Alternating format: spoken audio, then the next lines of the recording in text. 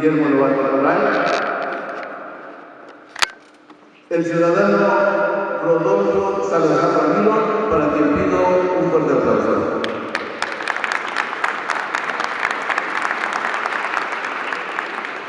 Asimismo, se encuentra el regidor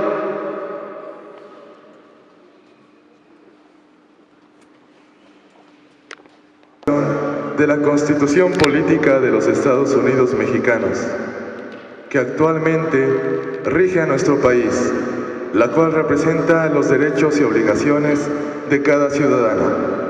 Para conocer el surgimiento de nuestras leyes, es necesario hacer una remembranza histórica, en la que resalta como dato importante el movimiento de independencia, que nos lleva a la promulgación de los Sentimientos de la Nación, documento elaborado por José María Morelos y Pavón el 14 de septiembre de 1813, en el que se proponen los fundamentos de constituciones futuras. Este documento constaba de 23 puntos, donde se manifestaban las principales ideas para dar fin a la Guerra de Independencia.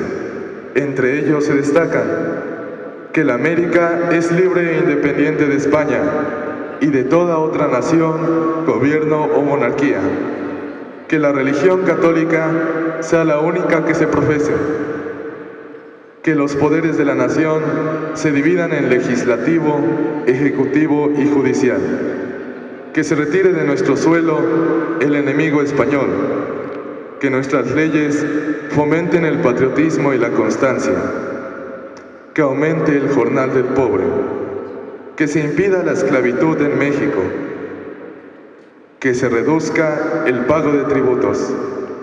Por primera vez, este documento hablaba claramente de una independencia absoluta con respecto a España.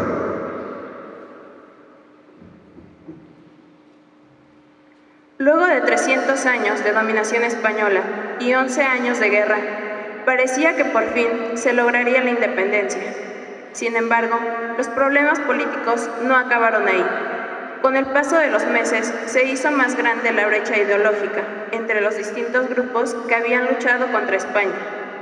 El modelo republicano obedecía a la influencia de ideas liberales, donde el gobierno debería ser de leyes y no de hombres. Este pensamiento era la base del liberalismo político, que influyó en el surgimiento del México independiente. De esta manera, el 31 de enero de 1824, el Congreso aprobó el Acta Constitutiva de la Nación Mexicana, que creaba la República Federal. Se estableció el principio de soberanía, el derecho a adoptar la forma de gobierno y leyes fundamentales que se estimaran oportunas. El 4 de octubre de 1824, quedó aprobada en su totalidad la Constitución Federal, que contempla las siguientes leyes: la religión católica como única, un gobierno republicano representativo a nivel federal, la división de los poderes legislativo, ejecutivo y judicial, una Cámara de Diputados y otra de senadores, cuyas funciones duraban 2 años, una Suprema Corte de Justicia, estados libres y soberanos que serían gobernados a su vez por 3 poderes a imagen de la entidad federal, entre otras. De esta obra del Congreso Constituyente derivan las constituciones de 1857 y 1917. De acuerdo con la Constitución de 1824, al faltar el presidente de la República, asume el puesto el presidente de la Suprema Corte de Justicia, el liberal Benito Juárez, lo que ocasiona un conflicto entre liberales y conservadores, quienes no acataron el mandato constitucional y nombraron como presidente a Félix Zuluaga. Esto provocó que hubiera en ese momento 2 presidentes y que estallara la Guerra de Reforma, que consta de 4 etapas.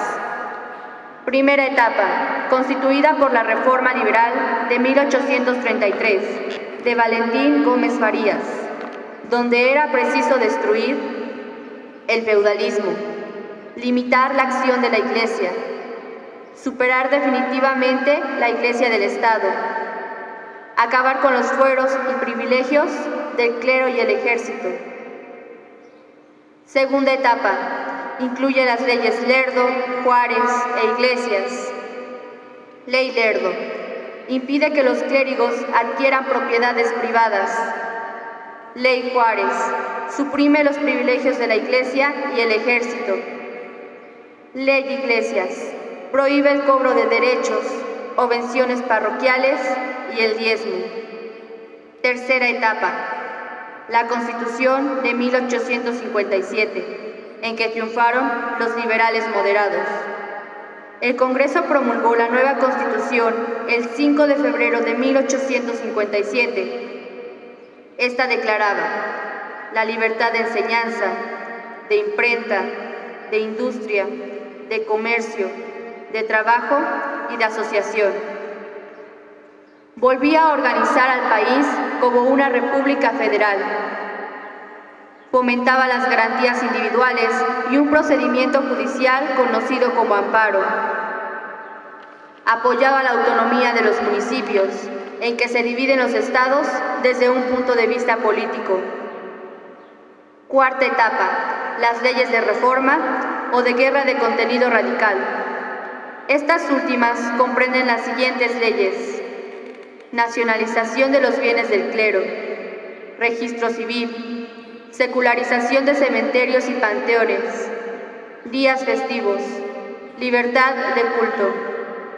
El 7 de julio de 1859, en el puerto de Veracruz, el presidente Benito Juárez expidió el paquete legislativo que conocemos como leyes de reforma, mediante el cual se establecieron y fijaron los términos políticos y jurídicos de la relación entre la Iglesia y el Estado, aniquilando para siempre el orden de cosas que México heredó de su pasado colonial, para dar paso a un nuevo modelo de organización social, en el que se destaca que la libertad sería el principal valor garantizado para todos los ciudadanos por el Estado.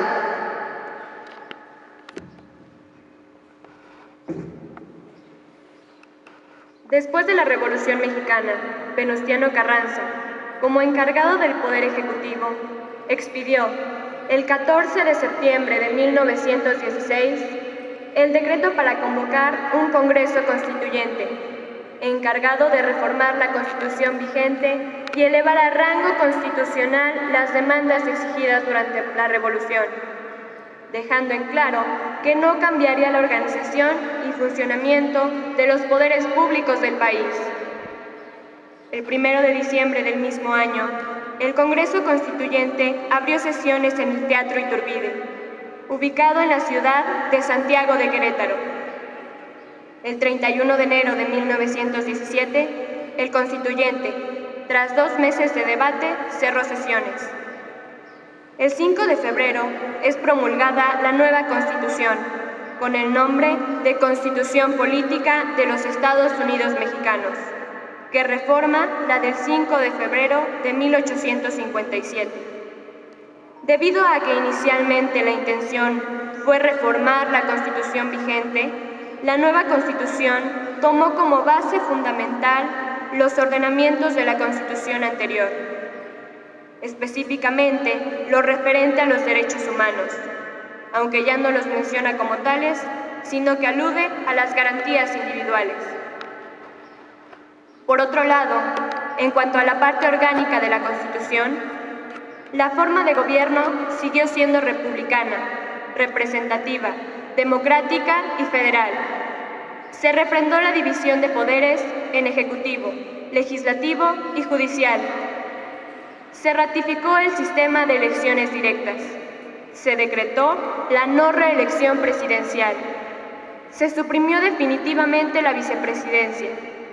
Dio mayor autonomía al Poder Judicial y más soberanía a las entidades federativas. La jornada de trabajo máxima de 8 horas. Reconoce como libertades la de expresión y asociación de los trabajadores. Prohibía la esclavitud en toda la República.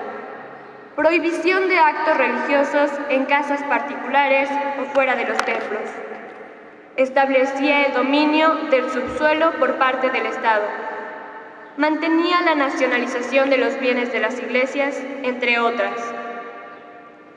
Esta Constitución sigue vigente hasta nuestros días, la cual ha sido reformada más de 200 veces desde su publicación.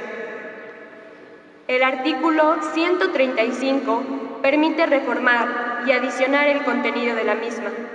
Para reformarla, se requiere que el Congreso de la Unión, por el voto de las 2/3 partes de los individuos presentes, acuerden las reformas o adiciones, y que éstas sean aprobadas por la mayoría de las legislaturas de los estados, tales como la reforma al artículo 3, fracción 2 y 5 del 9 de febrero de 2012, en el que se establece como obligatoria la educación media superior.